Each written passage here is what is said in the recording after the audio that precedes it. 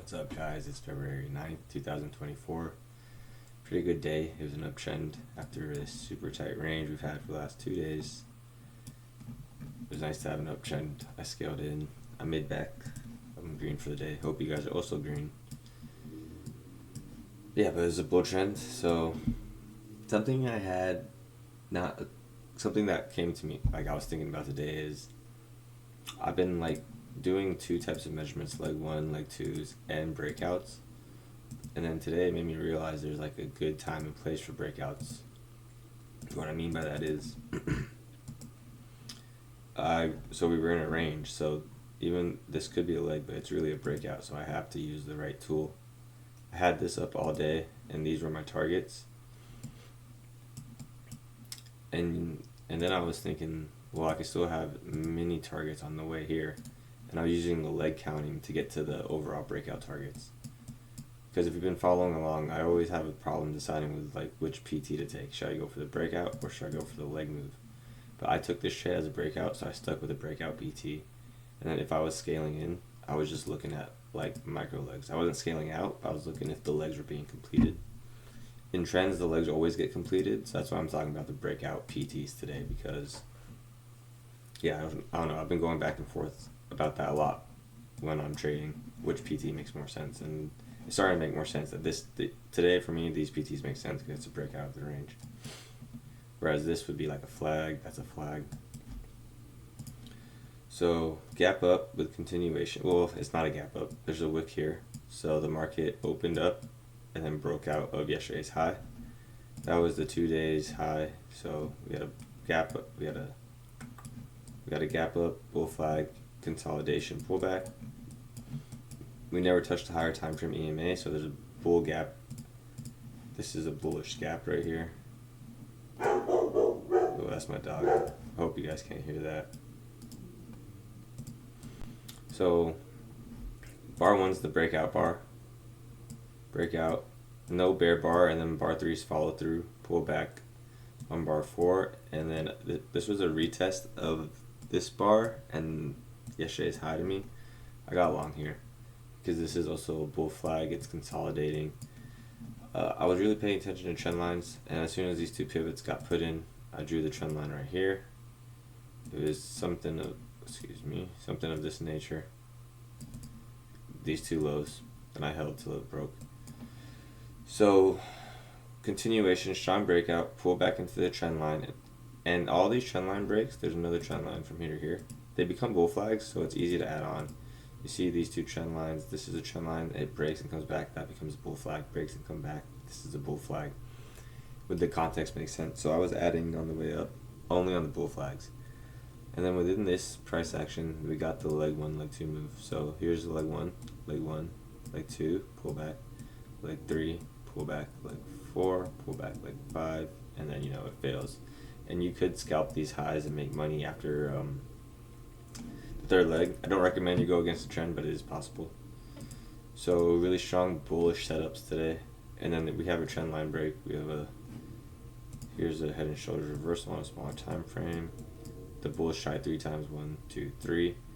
Failed breakout, and bears get 2 legs down here. This is a wedge bottom. Testing support. Bar 26 is testing this range here. Something like that.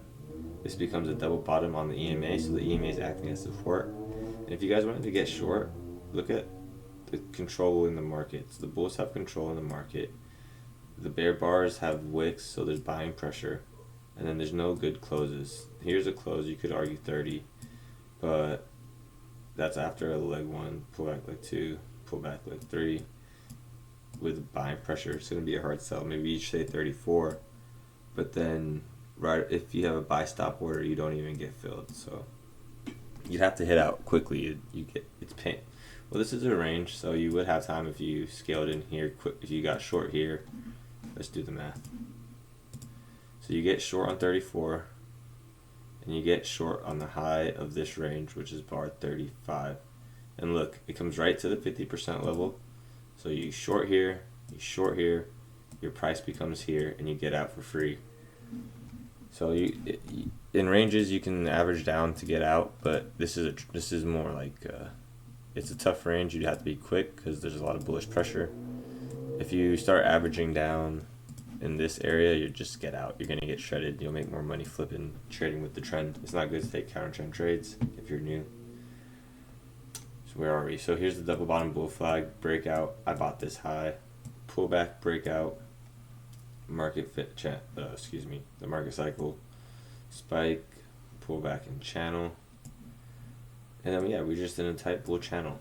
Here's another trend line I was looking at for the remainder of the day. I saw this one, and I didn't draw this one, but I was just looking at it. I got out on this close here. Biggest bar late in the trend is an exhaustion. So see, we have a leg 1, pullback, leg 2, pullback, leg 3, biggest bar late in the trend, exhaustion, no follow through. Bulls get trapped. Here's their way out.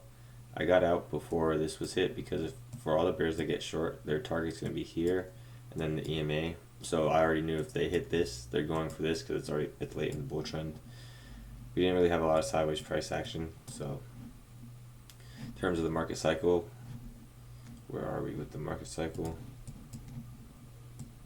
Oh yeah, and yesterday's range, we almost hit 2R. Very close to hitting 2R. I took profits at 1R, and then I was scaling back in and scalping out up here. Yesterday's range worked, 1R, almost hit 2R.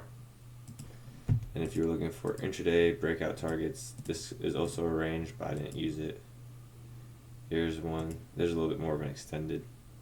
I did look at this for a leg here, where I pulled from here to here, and I pulled that. It was met. So yeah, I guess we're going over the leg 2s and then the market cycle. Here's another leg 2. I did take this one, but I didn't get out. Here's another leg. You guys see how I'm starting the legs after the pullbacks? So like this is a leg, so now there's a new leg, and that was met. This was a good trend. Usually you want to start fading like 3s and 4s. That was met. So there's lots of legs. It's hard to count legs and ranges and trends, but the highest probable trades are leg 2s. So that's what I look out for. If I caught on early, it could be a trend day because of this breakout with the bullish pressure. We're trading above the higher time frame EMA, so in my head I'm thinking bull setups are a little bit stronger. Here is the daily and 45-minute chart. We were measuring Wednesday's bar as a breakout to get to 1R, and that's around 570. And then these were last week's levels that I was trading around this week. Something that I didn't think about was, because now I'm starting to really get some continuity between the higher time frames, because I've been doing this for a while. I hope you guys have been studying and getting, like, you can see higher time frames and lower time frame charts. What I was thinking about today was, should I restart the weekly levels or just go with last week's levels? Let's see if we haven't see what I mean. So I think I'm gonna restart the weekly levels, but I'll just keep the intraday breakout levels, if that makes sense, because I don't really want to keep moving around targets. But I also, wait, let me do something. Okay, that's there, that's in place. Oh, what have I done? Okay, copy. This is the second one I'm trying to move. Okay, so this is the weekly bar.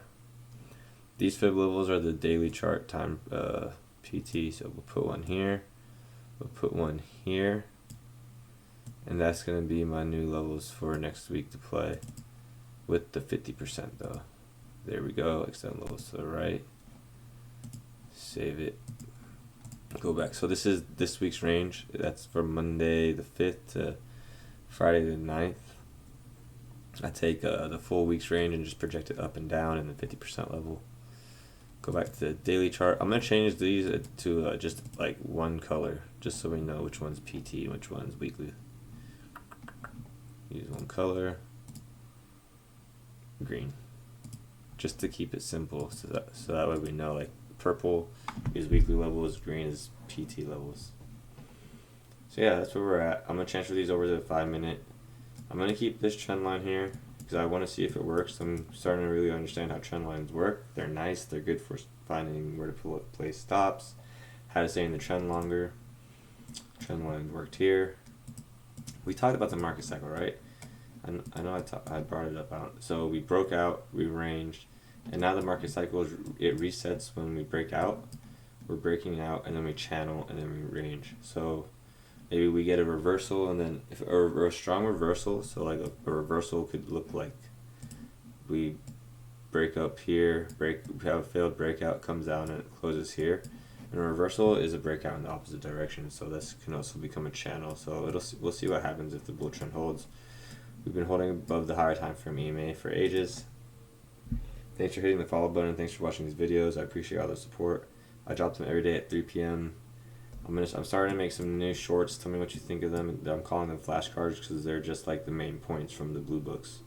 Have a good one, guys. I hope you had a good weekend. Talk to you later. Bye.